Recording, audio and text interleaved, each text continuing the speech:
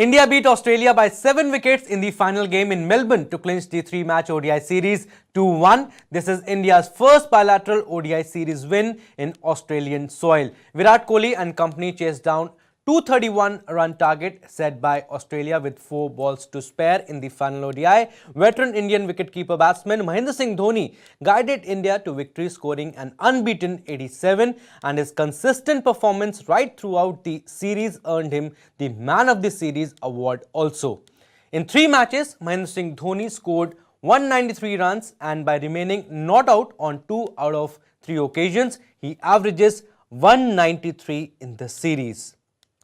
Let's now break it match by match. In the first ODI, he scored a 96 ball 51, where his strike rate was heavily criticized also.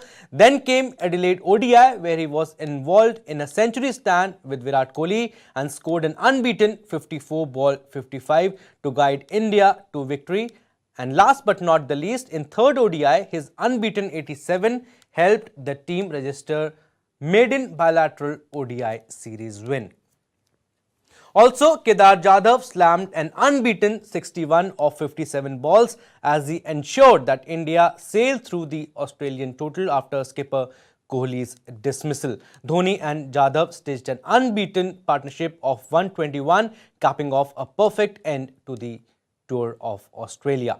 Earlier in the day, India won the toss and chose to bowl, but the Indian bowlers were on the money right from the word go. Yuzvendra Chahal ran through the Australian middle order and lower order batting lineup to bag his second 5-wicket haul. The wrist spinner Chahal also recorded the best figures by an Indian bowler at the MCG with figures of 6 for 42 in 10 overs. Mohammad Shami and Bhuvneshwar Kumar also bagged 2 wickets apiece.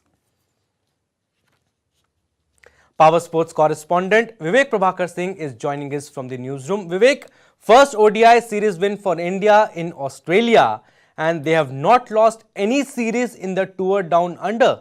India definitely finished on a high. Oh yes, what a way to finish off the Australia's tour with a victory in the one day series, and India will now return back without losing a single series. The T20 series was a draw. The Test series was a win. So India registered their first ever Test series win on Australian soil, and now the ODI series, the first ever bilateral ODI series win in Australia. The last time we won an ODI series in Australia was way back in 2008, where India had won, but that was a tri-series involving Sri Lanka. And on this occasion, India has won the first ever bilateral series. The last time India went to Australia, they lost 4-1. But this time, India, after trailing 1-0, they have clawed their way back and won the series 2-1. Goes to show that this Indian team had their backs against the wall, but they fought hard, fought back, and came out all guns blazing. Absolutely. But Vivek, credit has to be given to Mahendra Singh Dhoni also. He batted at number 5 and number 4 positions. And Rohit Sharma also mentioned that Dhoni should bat at number 4 in ODIs. Dhoni, he also scored his third ODI half-century, back-to-back half-centuries also, and once again played the finisher's role to perfection, Vivek. Well, I would say he has silenced those critics who heavily criticized him after his first ODI, where he scored a 96 ball 51. Everyone started criticizing the strike rate, despite looking at the fact that when he came out to bat, the score was 4 for 3.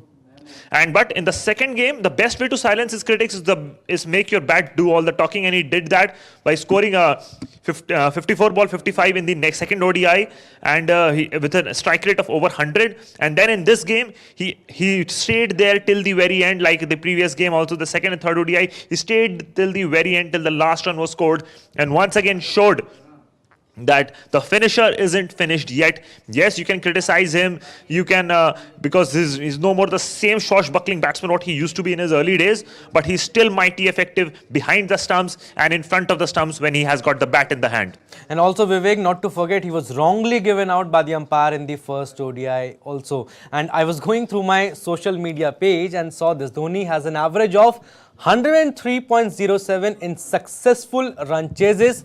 He has played 73 matches and scored 2,783 runs.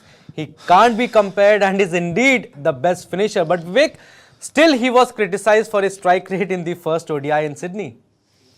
Well, this is unfortunate because when you become a player like a Mahendra Singh Dhoni, or previously when you are become a player like a Sachin Tendulkar, or India strode to England way back in 2014, when the likes of Virat Kohli failed, everyone started criticizing him for one series debacle, so one series failure. It is just that the kind of high standards the likes of Virat Kohli, Sachin Tendulkar, and Mahendra Singh Dhoni sets that whenever you step out to bat, people expect nothing than a match-winning knock from you.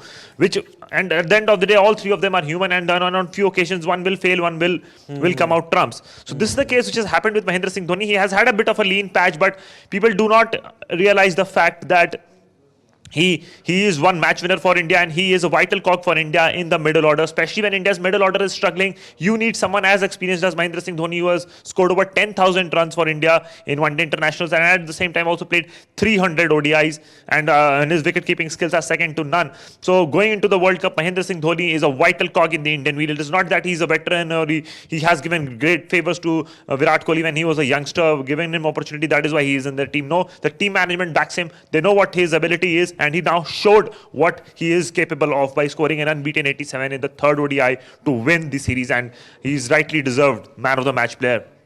Absolutely. Man of the series, I beg your pardon. Age is just a number. He himself mentioned in one of the press conferences he did, and Dhoni was ably supported by Kedar Jadhav in the third ODI, and he also made vital contribution with the bat. This was the first ODI which he played in this ODI series, and he proved once again how crucial a player he can be lower down the order. But Vivek, Raidu looked a little rusty in the first two matches. So Dhoni at number 4 and then the all-rounders to follow. Can this be a long-term plan?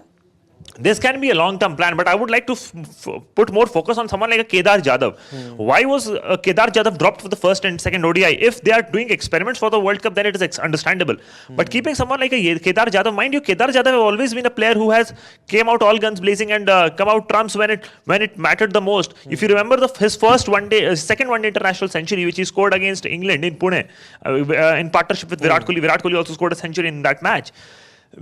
Kedar Jadhav was one player who scored a century when 4 wickets were down. India was tottering, and they were chasing a big total against England.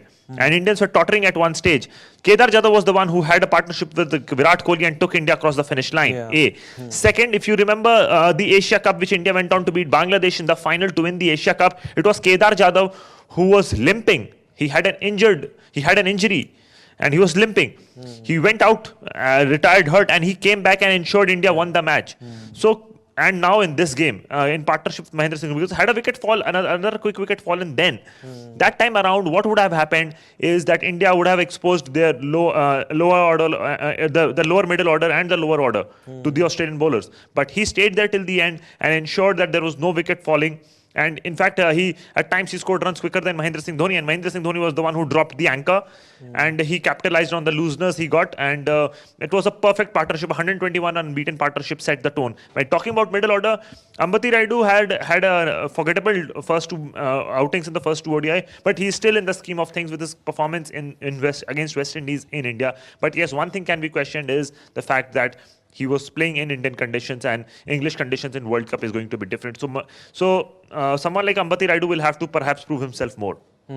Absolutely. Not many matches are left before the World Cup, and they have to quickly try out different combination and set the playing 11 or maybe 14 or 15, we can say. But we also need to discuss about Yuzvendra Chahal, Yuzi Chahal as he is fondly called. Best figures in MCG. Vivek, playing the first match of the tour, not series, and did so well.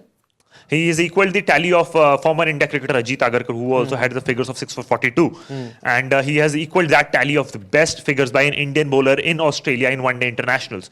Keeping that in mind, if you look at this match, people are talking about the batsman. Of course, batsman needs to be given the credit. Virat Kohli for his 40-odd, Mahendra Singh Dhoni for his unbeaten 87 and 61 unbeaten by Kedar Jadhav. But the hard yards were put in by the bowlers.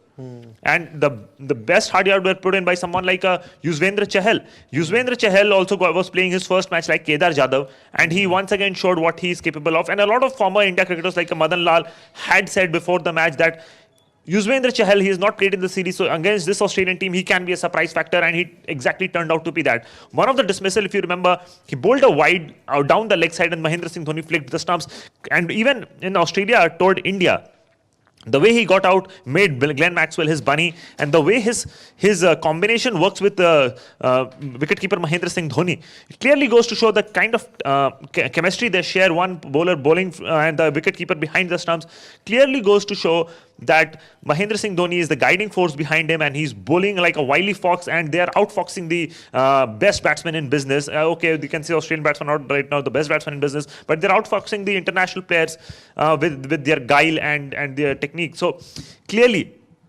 Yuzvendra Chahal is a revelation. His 6-wicket haul is for everyone to see. And in fact, in this match, Australians were bundled out for 230 because the hard yards were put in by Yuzvendra Chahal. And we also cannot forget the contribution of Bhuvneshwar Kumar and Mohammad Shami. Absolutely. Fantastic performance by the Indian bowlers. Yuzvendra Chahal did so well and equaled the record of Ajit Agarkar also. And India won the series 2-1.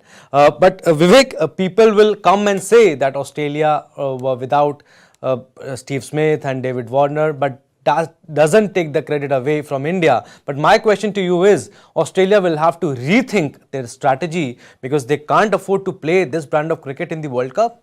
Yes, of course. So this team is going through a very, very tough phase. But mind you, the bowlers were highly impressive, especially in the first ODI. They had India on the mat. So this team is a talented lot, especially when it comes to bowling. But their batting is in a quandary. Captain himself, Aaron Finch, is struggling, and he became bunny of Ishant Sharma in the Test matches. Now he's becoming bunny of Bhuvneshwar Kumar in the one-day internationals.